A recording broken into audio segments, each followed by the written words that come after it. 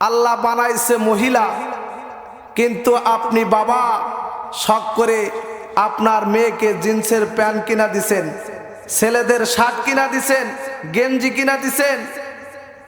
ওই মেয়ের চুল আপনি ছেলেদের মতো করে কাটিং দিয়ে কাটিয়ে দিয়েছেন। এরকম বাবা আপনাদের চান্দায় কোনা আছে না নাই? হক কথা বলবেন না, সত্যি কথা বলবেন না? না হুজুর যাই বলেন বলেন, কিন্তু হক কথাটা বলেন না, নাকি কন? হক কোন মরুন, হক কি তিতা? হক কথা বলতে হবে। আমি চান্দাই কোনায় থাকি, দেখি মেয়েরা জিন্সের প্যান্ট পরে রাস্তাতে বের হয়েছে, গেঞ্জি পরে রাস্তাতে বের হয়েছে, শার্ট পরে রাস্তাতে বের হয়েছে। ও বাবা, আপনি সাবধান হয়ে যান, আপনিও জাহান্নামী, আপনার ওই মেয়েটাও জাহান্নামী। তাদের ঠিকানা কোথায় হবে? জাহান্নাম, আগুনটা তাদের ঠিকানা হবে। মুসলমান ভাইরা, বন্ধুগণ আমার, আমি বলেছিলাম 3 শ্রেণীর ব্যক্তি আল্লাহর জান্নাতে যাবে না, তাদের ঠিকানা হবে জাহান্নাম। 1 নম্বরে বলেছিলাম দায়ুস কখনো আল্লাহর জান্নাতে যাবে না। 2 নম্বর বলেছিলাম যারা নেশাদার দ্রব্য পান করবে তারা কখনোই আল্লাহর জান্নাতে প্রবেশ করবে না। 3 নম্বর বলেছিলাম আল্লাহ রাব্বুল আলামিন তাদেরকে মহিলা করে বানাইছে, কিন্তু তাদের রূপকে পরিবর্তন করতে চায়। মহিলা হওয়ার পরেও পুরুষের পোশাক পরিধান করে, মহিলা হওয়ার পরেও পুরুষের মতন আচরণ করে। আল্লাহ পাক রব্বুল আলামিন বলেন তাদের ঠিকানা হবে জাহান্নাম। এজন্য আমি মা বোনদেরকে বলতে চাই, ও মা, আগে যা করেছেন, ও বোন, আগে যা করেছেন সাবধান হয়ে যান, হুঁশিয়ার হয়ে যান। জাহান্নামটা কেমন ভয়ানক হবে, জাহান্নামটা কেমন ভয়ানক হবে। আল্লাহ পাক রব্বুল আলামিন বলেছেন আল্লাতী তাত্তালিউ আলাল আফইদা নারুল্লাহিল মুকাদা। এটা এমন আগুন যেটা পায়ের তালুতে লাগার সঙ্গে সঙ্গে কলিজা পুড়ে ছারখার হয়ে যাবে। কি পুড়ে ছারখার হবে? কথা বলুন, কি বলে পুড়ে ছারখার হবে? কলিজা পুড়ে ছারখার হয়ে যাবে। আল্লাহর আগুনটা এত কঠিন হবে, এত সাংঘাতিক হবে, এত মর্মান্তিক হবে, কলিজা পুড়ে ছারখার হয়ে যাবে। আপনি যখন আগুনের মধ্যে হাত দিবেন, দুনিয়ার সাধারণ আগুনে যখন হাত লাগাবেন, মুসলমান ভাইরা, বন্ধুগণ আমার, আমি বলতেছিলাম দুনিয়ার আগুনের মধ্যে যদি আপনি হাত দেন, হাত দেওয়ার পরে আপনার আঙ্গুলটা পুড়ে যাবে, আপনার হাতটা পুড়ে যাবে, কলিজা পর্যন্ত কিন্তু পৌঁছিবে না। পৌঁছিবে কি? কলিজা পর্যন্ত পৌঁছবে না।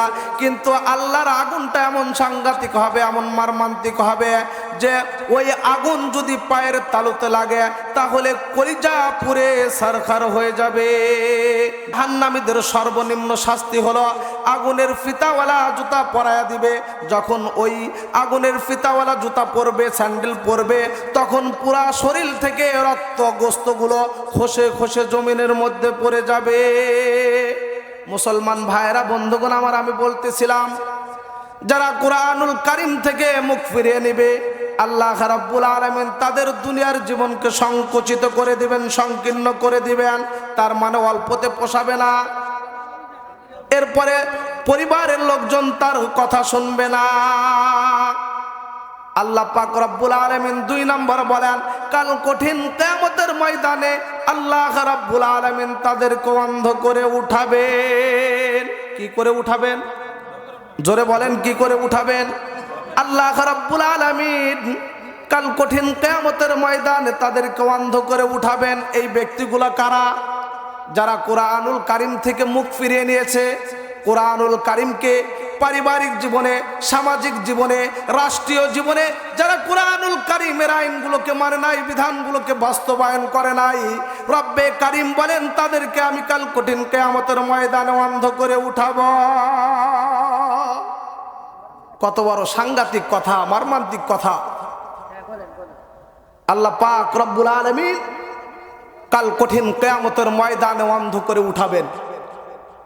মুসলমান ভাই, এই অন্ধ ব্যক্তিগুলো বলবে ক্বালা রাব্বি লিমা হাশারতানি আ'মা ওয়া ক্বাদ কুনতু বাসীরা।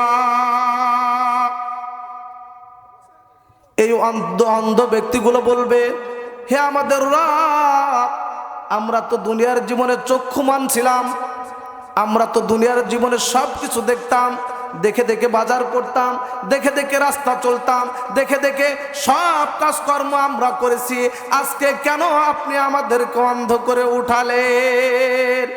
মুসলমান ভাইরা, বন্ধুগণ আমার, আল্লাহ রাব্বুল আলামিন বলবেন, ক্বালা কাযালিকা আতাক্কা আয়াতুনা ফানাসিতাহা ওয়া কাযালিকাল ইয়াওমা তুনসা। আল্লাহু আকবার, জোরে বলুন। মুসলমান ভাইরা, বন্ধুগণ আমার, আল্লাহ রাব্বুল আলামিন বলেন যে আমি কি তোমাদের কাছে আমার কিতাবকে পাঠাইনি? আমি তো তোমাদের কাছে আমার নিদর্শন পাঠিয়ে দিয়েছিলাম। আল্লাহর নিদর্শন হলো কিতাব আল কুরআনুল কারীম। আল্লাহ পাক রব্বুল আলামিন পাঠিয়ে দিয়েছেন। আল্লাহ রাব্বুল আলামিন বলবেন, আমার নিদর্শন তোমাদের কাছে আমি পাঠিয়ে দিয়েছিলাম, কিন্তু এই নিদর্শন থেকে তোমরা মুখ ফিরিয়ে নিয়েছিলে। আমার এই কিতাব আল কুরআনুল কারীমকে তোমাদের পারিবারিক জীবনে, সামাজিক জীবনে, রাষ্ট্রীয় জীবনে এই কুরআনুল কারীমের বিধানগুলো তোমরা মানো নাই, এজন্য আমি রব্বে কারীম আজকে তোমাদেরকে অন্ধ করে উঠালাম। আল্লাহ রাব্বুল আলামিন কি বলবে? যা আমার কিতাব থেকে তোমরা মুখ ফিরিয়ে নিয়েছিলে, আমার কিতাব থেকে তোমরা মুখ ফিরিয়ে নিয়েছিলে, বিমুখ হয়েছিলে, এজন্য আমি রব্বে কারীম আজকে তোমাদেরকে অন্ধ করে উঠালাম। মুসলমান ভাইরা, বন্ধুগণ আমার, আল্লাহ রাব্বুল আলামিন অন্ধ করে উঠাবেন মানে তাফসীর কারকটা এটার কয়েকটা ব্যাখ্যা করেছেন। তার এক নাম্বার ব্যাখ্যা হলো এই ব্যক্তিগুলো শুধু জাহান্নাম আর জাহান্নাম দেখবে, অন্য কোনো কিছু দেখবে না। তাফসীর কারকটা দুই নাম্বার ব্যাখ্যা করেছেন। দুই নাম্বার ব্যাখ্যা হলো তারা শুধু জাহান্নামের আগুন আর আগুন দেখতে থাকবে। তাফসীর কারকরা এটার তিন নাম্বার ব্যাখ্যা করেছে যে এই ব্যক্তিগুলো আর কোনো কিছু দেখবে না।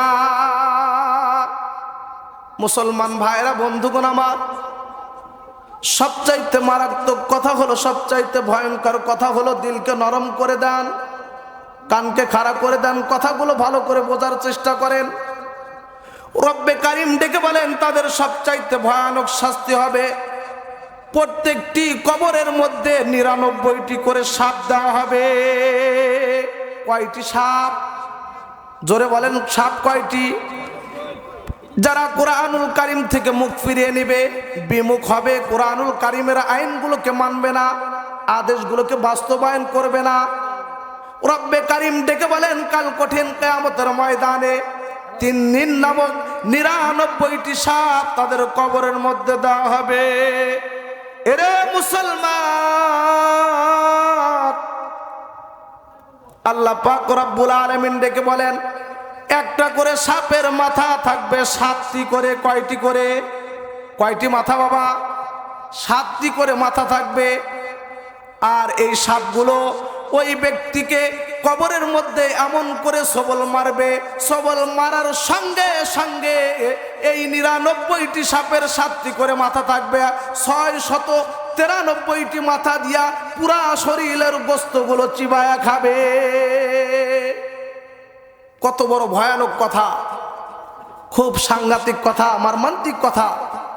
প্রিয় ভাইরা, এজন্য আমরা কুরআনুল কারীম থেকে যেন আমরা মুখ না ফিরে আনি, কুরআনুল কারীমের আইনগুলো যেন আমরা আমাদের সামাজিক জীবনে, পারিবারিক জীবনে, রাষ্ট্রীয় জীবনে যেন আমরা এই কুরআনুল কারীমের বিধানগুলোকে বাস্তবায়ন করতে পারি।